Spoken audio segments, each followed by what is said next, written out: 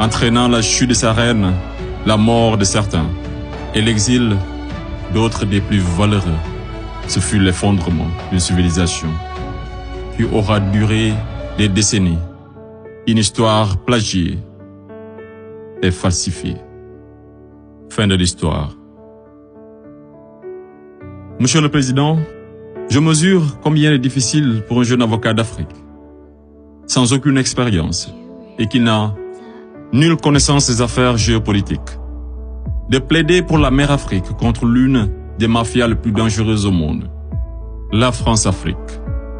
Cependant, quoique trop inférieur à mes adversaires, j'ose espérer que je serai tout de même en mesure de vous exposer clairement les faits, afin que vous n'ignoriez aucune partie de l'objet sur lequel vous êtes appelés à vous prononcer.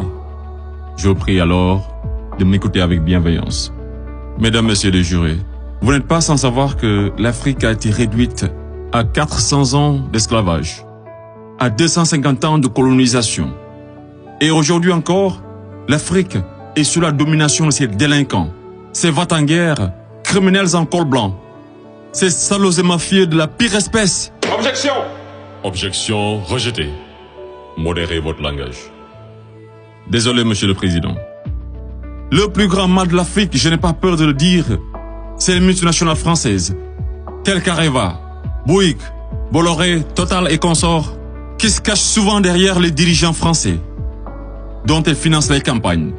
Et en contrepartie, ces derniers sont tenus de mettre la pression sur certains dirigeants africains, qui, de peur de finir comme un Thomas Sankara, ou un Sylvanus Olympio, ou encore un Muammar Kadhafi, pour ne citer que cela, se voient contraints de leur accorder le plus gros marché, sans passer par aucun appel d'offres, sans oublier toutes les mallettes d'argent qui sont envoyées en direction de l'Élysée, pendant que les pauvres Africains crèvent de faim dans les quartiers délabrés.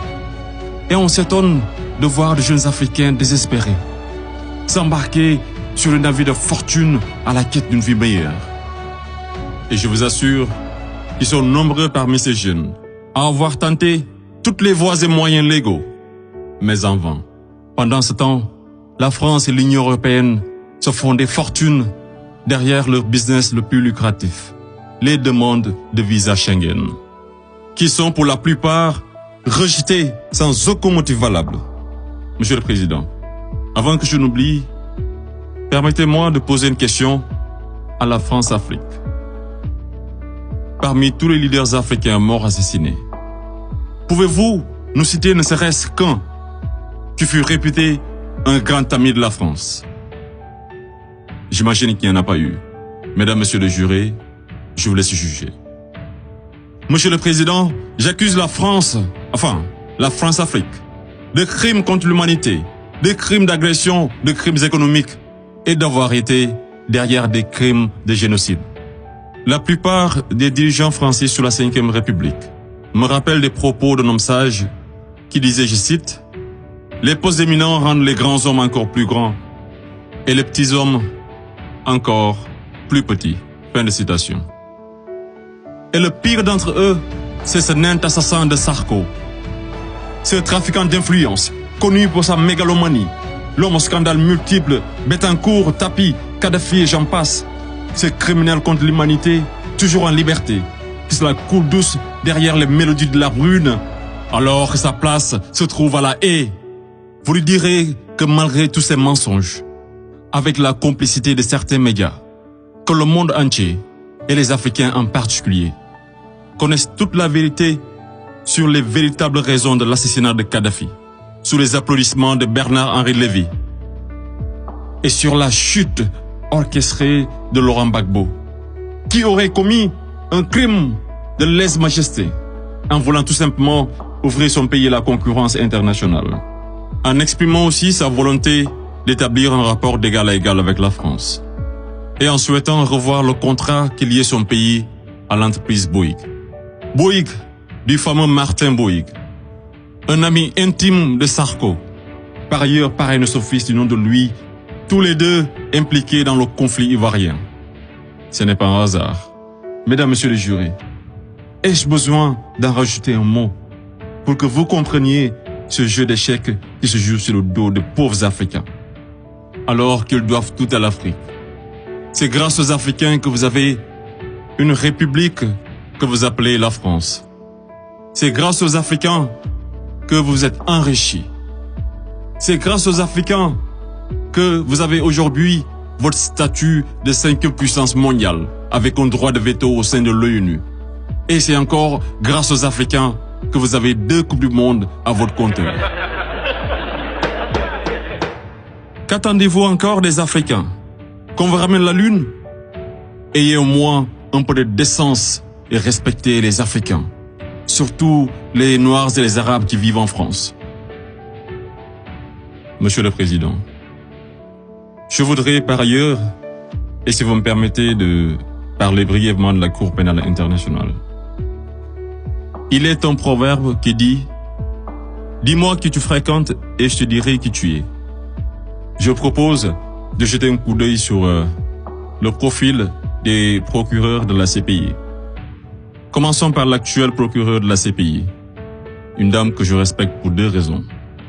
Pour son courage, pour avoir prouvé qu'être une femme et noire ne saurait être un obstacle à la réussite sociale, que la femme noire était capable de s'imposer partout et devant n'importe qui, et pour son combat pour la défense des droits des femmes. Mais devrions-nous faire semblant d'oublier qu'elle fut procureure générale, proche collaboratrice et conseillère juridique du président, et ministre sous l'une des pires dictatures de l'histoire de l'Afrique, sans jamais démissionner? N'est-elle pas comptable de ce régime? Le premier procureur de la CPI, l'Argentin Luis Moreno Ocampo, une haute personnalité dont le nom est impliqué dans les affaires de viol, de corruption, d'abus de pouvoir. Un procureur de la CPI qui détient avec son épouse des entreprises offshore dans les paradis fiscaux des îles Vierges, de Panama et de Belize. Et c'est le même type qui aujourd'hui offre ses services aux personnalités poursuivies par la CPI afin de les aider à échapper au séjour à la haie, moyennant de grosses sommes d'argent. Et tenez-vous qu'ils sont 123 pays à avoir ratifié le traité de Rome. Et sur 10 enquêtes ouvertes, 9 sont africaines. Je me pose la question à savoir, sommes-nous dans une cour pénale internationale ou africaine? Voilà une cour qui représente pour les Occidentaux un instrument d'oppression et de domination des Africains et de leurs dirigeants. C'est pourquoi l'Afrique a besoin d'une cour pénale africaine, par les Africains, rien que pour les Africains et financée par les Africains.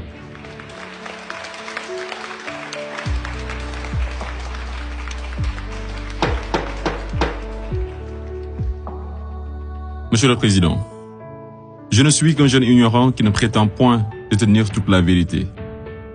C'est pourquoi je vous apporte des documents qui vous permettront d'y voir un peu plus clair. À l'exemple de cette copie d'une conférence de François-Xavier Verschave intitulée « De la France-Afrique à la Mafia-Afrique ». Je salue également le courage de ces hommes et femmes de valeur qui osent lever leur voix pour défendre les intérêts de l'Afrique. Je pense au grand Kémy Séba avec l'ONG Urgence panafricaine. Je pense également à notre frère Claudie, à Fatou Diom, au grand Youssou N'Dour, à notre maman Angélique Kidjo, et d'autres artistes des plus engagés, comme Alpha Blondy et Tiken Jah Fakoly, pour ne citer que cela. Sans oublier toutes ces personnalités qui œuvrent pour la promotion des jeunes et des femmes, à l'égard du docteur Anta Sané et bien d'autres femmes de valeur. Monsieur le Président, loin de moi l'idée de proliférer des menaces. Mais si par malheur, la France-Afrique est aujourd'hui acquittée, sachez que la jeunesse africaine l'obligera à quitter. Elle se mobilisera davantage et réunira toutes ses forces vives, hommes et femmes de valeur, sans exception d'âge, intellectuels, sportifs de haut niveau, artistes de renommée internationale et sympathisants de l'Afrique. Et tous mèneront une campagne dévastatrice par tous les moyens pacifiques afin de dégager un par un ces bénéwiwi, présidents marionnettes de la France-Afrique, en faveur de vrais leaders panafricains véridiques qui auront le courage de mettre fin à la domination de cette mafia et qui décideront de la fin de la plus grosse arnaque de l'histoire, le franc CFA.